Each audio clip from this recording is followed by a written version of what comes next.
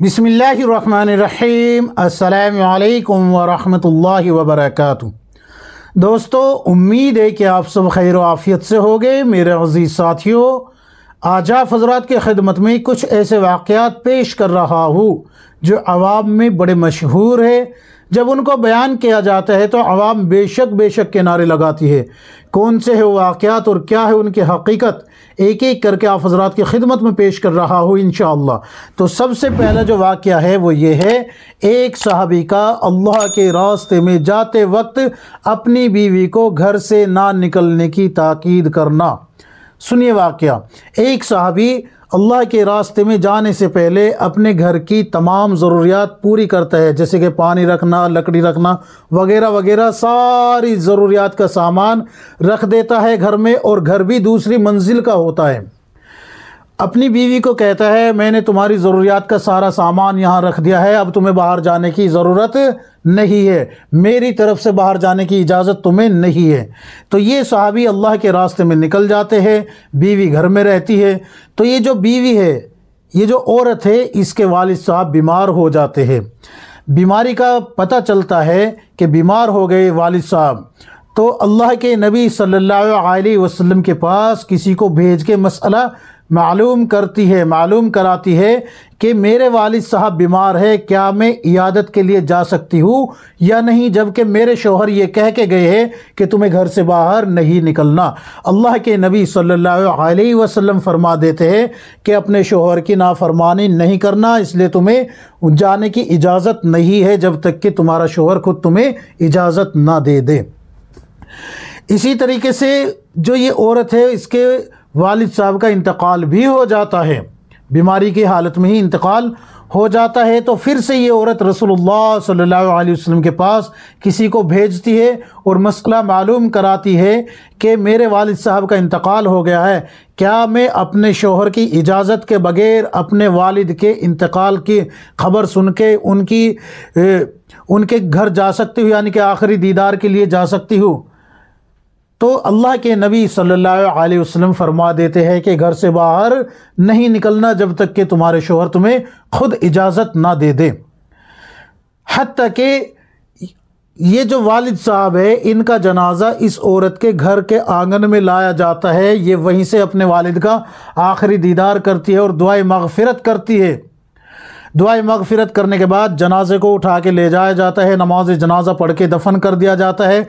अगले रोज़ इस औरत को, इस खातून को खुशखबरी मिलती है कि तुमने शौहर की जो इताअत की है, अल्लाह तबारक व तआला ने उस पर राज़ी हो के तुम्हारे वालिद साहब की मग़फ़िरत फरमा दी। तो क्या है इस वाक़ये की हकीकत, सुने। एक होती है ज़ईफ़ रिवायत जिसको फ़ज़ाइल में बयान करने की इजाज़त है, और एक होती है शदीद ज़ईफ़ जो कि मन घड़त के मुशाहबे होती है। तो इस रिवायत का हुक्म है कि ये शदीद ज़ईफ़ है, इसको बयान नहीं कर सकते, मन घड़त के मुशाहबे है ये रिवायत।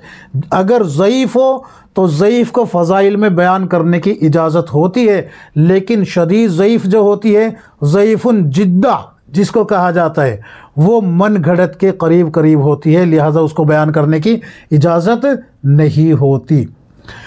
अच्छा, दूसरा वाक़या भी सुने, बड़ा मशहूर है, बहुत मशहूर है ये तो वाक़या, ध्यान से सुने।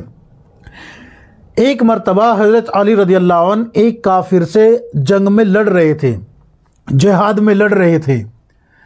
तो काफिर पे गालिब आ गए और तलवार जो है गर्दन की तरफ रवाना की, हाथ बढ़ाए तलवार चलाने के लिए, लेकिन उस काफिर ने हज़रत अली रज़ियल्लाहु अन्हु के मुंह पे थूक दिया। मशहूर है ना, ये कोई बयान खाली नहीं है इससे जिसमें ये ना बयान की जाती हो।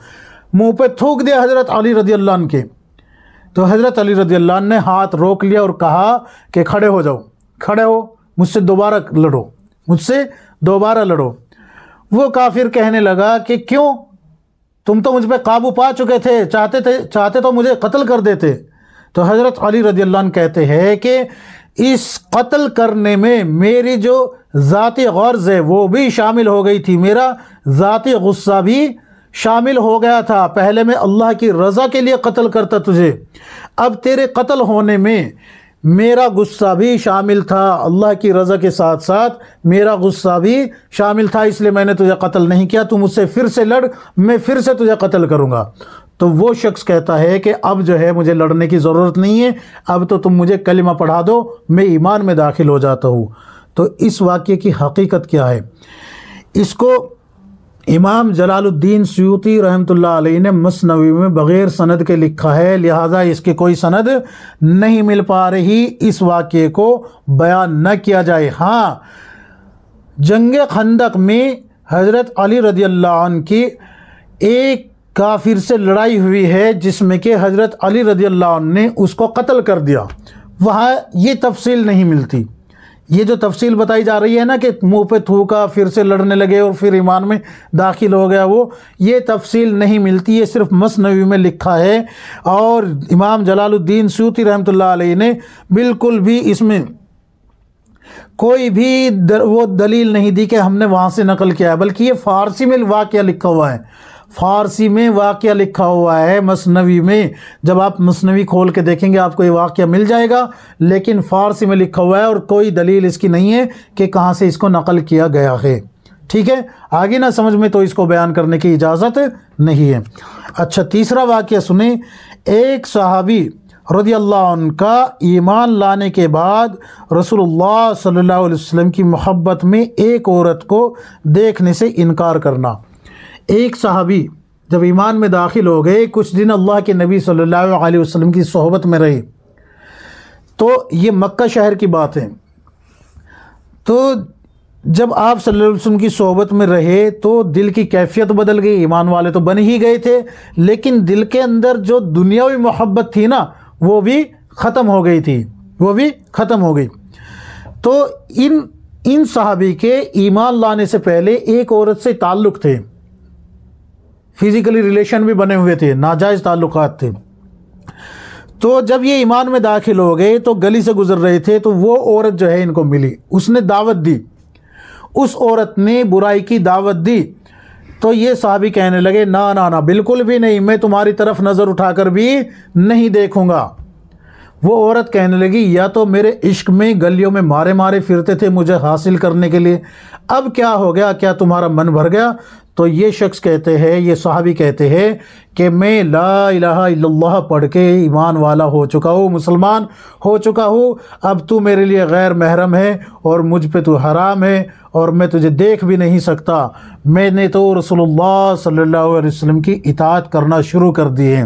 یہ عورت جو ہے کہتی ہے کہ میں شور مچاؤں گی وغیرہ وغیرہ، میں تمہیں بدنام کر دوں گی۔ تو یہ صحابی تلوار نکال لیتے ہو، کہتے ہیں کہ میں تمہاری گردن قلم کر دوں گا، میں تمہاری گردن قلم کر دوں گا۔ تو اس واقعے کی حقیقت کیا ہے؟ اس واقعے کی حقیقت یہ ہے کہ اس کی کوئی سند نہیں مل رہی، بے سند والا واقعہ ہے بھائی، اور ظاہر سی بات ہے صحابی بتائے جا رہے ہیں، اور پھر دوسری بات یہ کہ رسول اللہ صلی اللہ علیہ وسلم کی صحبت میں بتائے جا رہے ہیں، تو اس کا کوئی عطا پتہ نہیں مل رہا کہ یہ واقعہ کہاں سے اس کو نقل کیا گیا ہے۔